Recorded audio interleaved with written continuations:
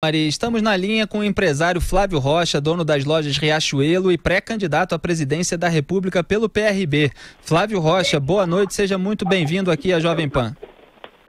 Boa noite, Felipe. Realmente é um dia que nós nos sentimos aí com a alma lavada. Você sabe que eu fui o primeiro empresário a pedir pelo impeachment, né, 2 anos e meio atrás, e depois de todo esse tempo, aqueles momentos angustiantes do julgamento, realmente nos deixaram pensando que todo esse esforço, toda essa luta teria sido em vão. Eu tive lojas invadidas, pichadas, depredações, eu paguei um alto preço por defender o meu ponto de vista, mas hoje realmente estamos aliviados.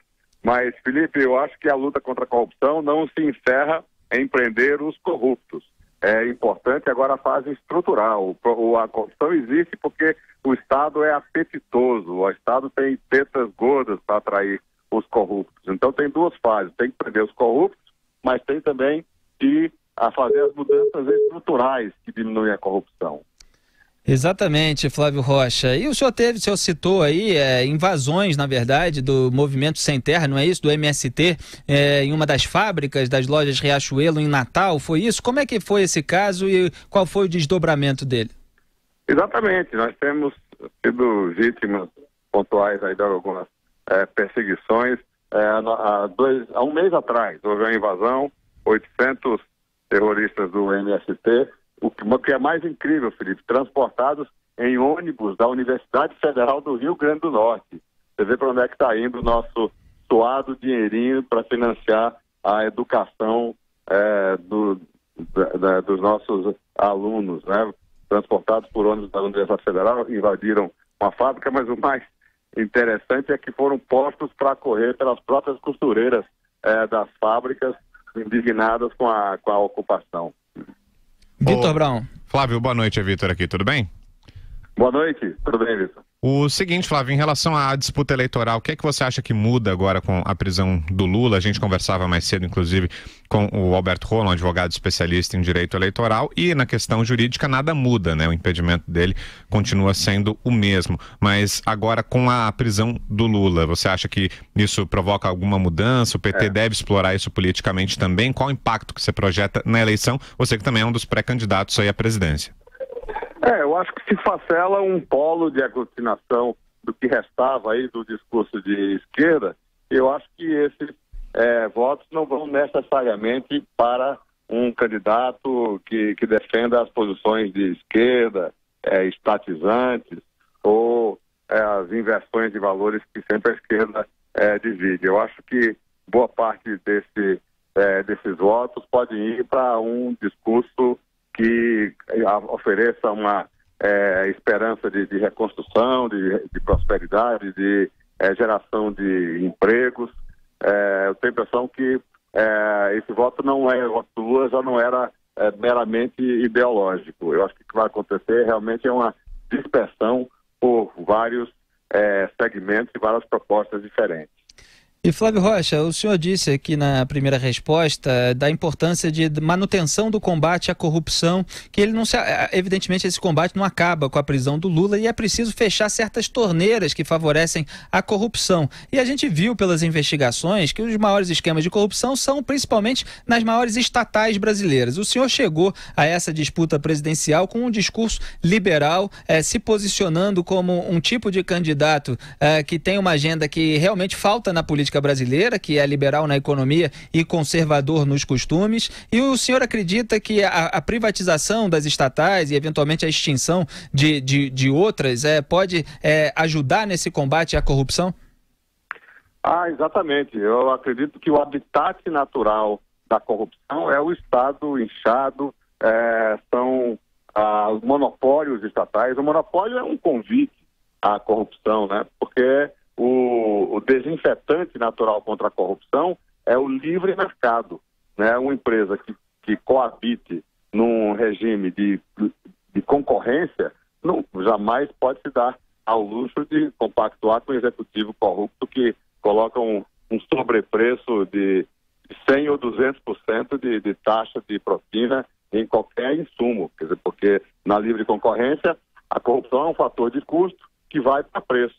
Só o monopólio consegue conviver com o desaforo de pagar o dobro ou o triplo por um insumo como a refinaria de petróleo ou um navio sonda, como no caso do Petrolão que a gente viu.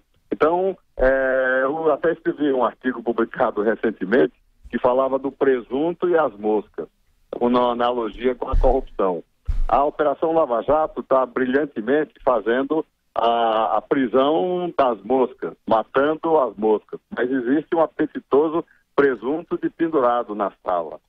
O combate sustentável, definitivo, duradouro à corrupção é tirar o presunto da sala, é enxugar um Estado que oferece enormes oportunidades de corrupção. Tem muita gente que entra na política, no Congresso, no Parlamento, não para fazer leis ou aprimorar as leis existentes, mas para disputar um naco do gordo orçamento público, a diretoria do estatal ou uma oportunidade de corrupção.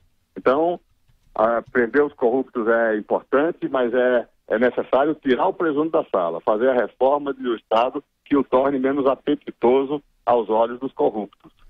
Agora, Flávio, eu queria que você falasse também sobre o Brasil 200, né? Como o Felipe falou há pouco, o Brasil 200 tem uma agenda que é liberal na economia e conservadora nos costumes, né? E é um movimento aí político que é encabeçado por você, que foi lançado há poucos meses. Queria que você falasse a respeito. Exato. O Brasil 200 propugna uma nova forma de fazer política. Normalmente se ganha a eleição no Brasil agradando as corporações.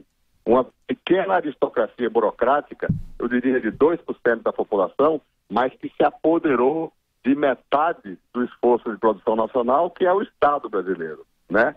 O Brasil 200 está fazendo a política com olhos diferentes. Nós estamos motivando, estamos conscientizando a imensa maioria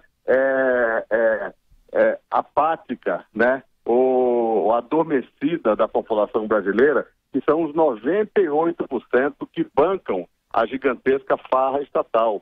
São trabalhadores e empreendedores que suam a camisa, que puxam a carruagem, né? Que trabalham, que geram produção e que pagam impostos para financiar o Estado. E esses são tidos por essa aristocracia que se apropriou do Estado como uma massa de manobra.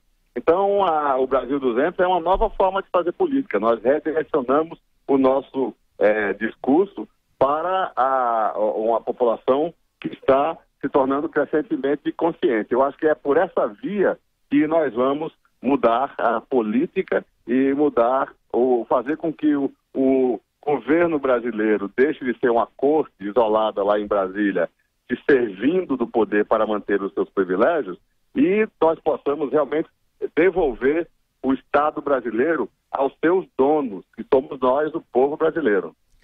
Flávio Rocha, nesse momento a disputa presidencial ainda está bastante pulverizada e a gente vê políticos lançando pré-candidaturas, mas ainda conversando com outros políticos para eventualmente compor uma chapa. Tem vários políticos que a gente comenta de vez em quando e ouve esses comentários de analistas na imprensa que podem estar simplesmente usando a pré-candidatura para ganhar visibilidade e eventualmente um cacife eleitoral para compor uma chapa, ser vice-presidente, por exemplo, de outro. O senhor pretende realmente levar a sua campanha presidencial pelo PRB como cabeça de chapa até o fim? Sem dúvida, Felipe. Eu não abandonaria a minha carreira operacional, empresarial, no seu apogeu, no melhor momento, no melhor ano dos 70 anos da história da Riachuelo, para ser um coadjuvante. Eu enveredei por essa decisão espinhosa de assumir uma candidatura para, de fato, mudar, para ser protagonista, por não ter em quem votar. Porque a gente olha no cenário aí e não vê realmente aquele perfil que está sendo clamado por grande parte do eleitorado brasileiro. Um eleitor que melhorou, que amadureceu, que evoluiu e que está clamando um contraponto total ao que ficou para trás. Nós tivemos um ciclo de destruição da nossa economia e destruição dos valores. Então nós precisamos de um contraponto, tanto na economia quanto nos valores, que seja um perfil que guarde a coerência entre o liberalismo na economia, o protagonismo do indivíduo, da livre iniciativa, em detrimento de um Estado que controla tudo, que se mete em tudo, e, ao mesmo tempo, um perfil de indignação, a característica desse governo que a gente quer deixar para trás, que foi a total inversão de valores, degradação dos valores, que gerou escândalos de corrupção como esse que nós estamos vendo, e também um aumento explosivo da criminalidade pela impunidade, pela vitimização do bandido, pela socialização da culpa. Ô Flávio, qual você acha que deve ser o impacto disso, a repercussão dessa possível prisão do Lula agora entre os empresários, né, no mercado? Você que é uma liderança importante, hoje a gente já teve uma reação da Bolsa de Valores de São Paulo, né, a Bolsa fechou em alta, o dólar também ficou estável, teve uma forte queda ali ao longo do dia, chegou a operar abaixo dos 3,30, depois fechou em 3,34, mas de qualquer maneira o mercado já dá sinais de que essa prisão do Lula deve ter impactos. Entre os empresários, a sensação é essa também? Bom, sem sombra de dúvida, é uma grande notícia para aqueles que prezam por um ambiente de negócios ético, um ambiente de negócios sem os conchavos, sem os conluios, entre parte do empresariado que não vive do mercado, de fazer mais com menos ou de buscar a eficiência. Mas existe sim uma parcela do empresariado que é um apêndice do câncer estatal. É o chamado empresário de conchavo, aquele que não pergunta como fazer para atender melhor o seu cliente, mas pergunta a quem devo direcionar a propina para obter um contrato com o setor público. Então, a grande parte do empresariado, que é o empresariado do bem, o empresariado de mercado, está comemorando, e o melhor termômetro para isso realmente são as bolsas de valores, que reagiram muito bem. Tá aí Flávio Rocha, empresário, dono das lojas Riachuelo, pré-candidato à presidência da República pelo PRB. Flávio, muito obrigado pela sua participação, o senhor é bem-vindo. Mais uma vez, obrigado, boa noite. Muito obrigado, boa noite a vocês e aos amigos ouvintes.